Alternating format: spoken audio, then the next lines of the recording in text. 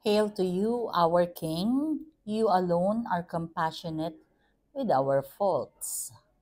The Lord is my light and my salvation. Blessed Holy Monday, everyone. We praise and thank you, dear God, for another day of life. We praise and thank you for the gift of love, the gift of family, of community, of belongingness, and the gift of today being kahapon nag-start yung mahal na araw.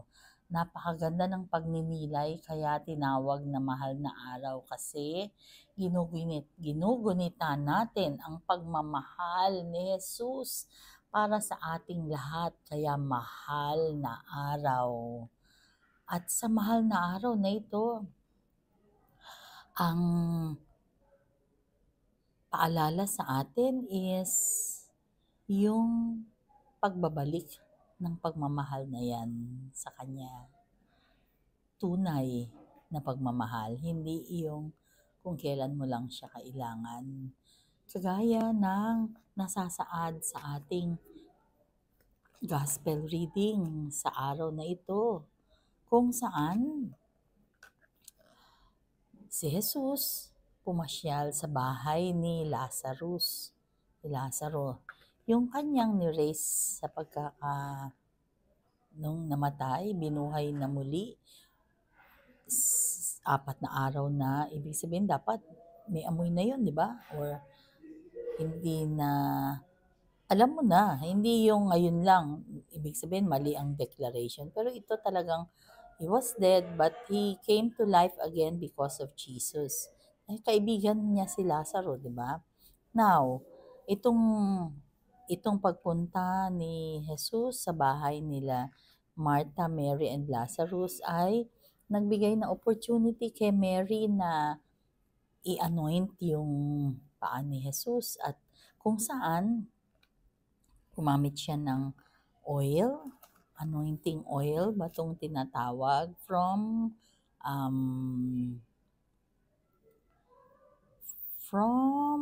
yung mabango na oil kung saan sinabi ni Judas, talagang Judas ito aromatic nard, genuine aromatic nard made from that.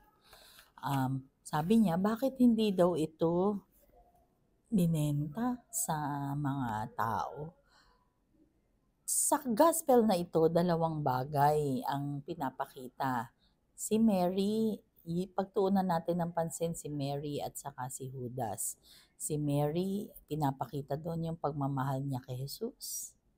At si Judas, yung pagmamahal niya kunyari sa tao.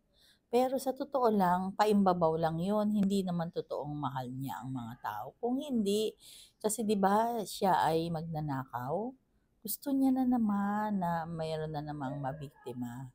So, sino ba tayo diyan? Siyempre gusto natin maging Mary, di ba? Siyempre yun yung nagmamahal kay Jesus. Pero tayo ba talaga ay Mary?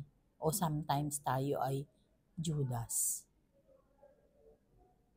Ika nga, si Jesus, alam niya, ganda ng pagninilay, no? Sino ka ba?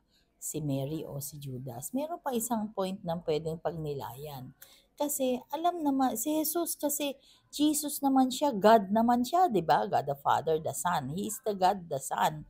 So alam niya naman na si Judas ang magpagkanunulo siya. So siya yung magbebenta kay Jesus para siya ay patayin.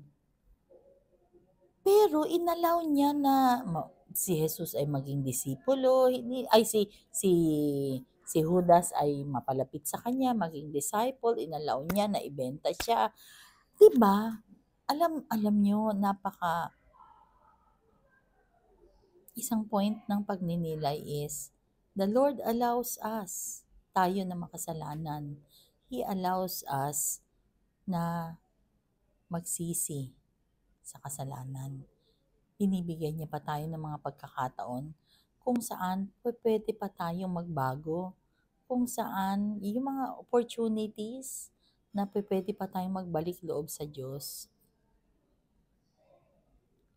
Even tragedy or even problems is grace.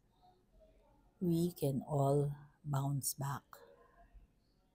Manalangin tayo. Lord God, patawad po sa aming mga kasalanan, either of commission or omission. We pray for healing. Healing ng mga may sakit. Healing ng nagre-request ng dasal.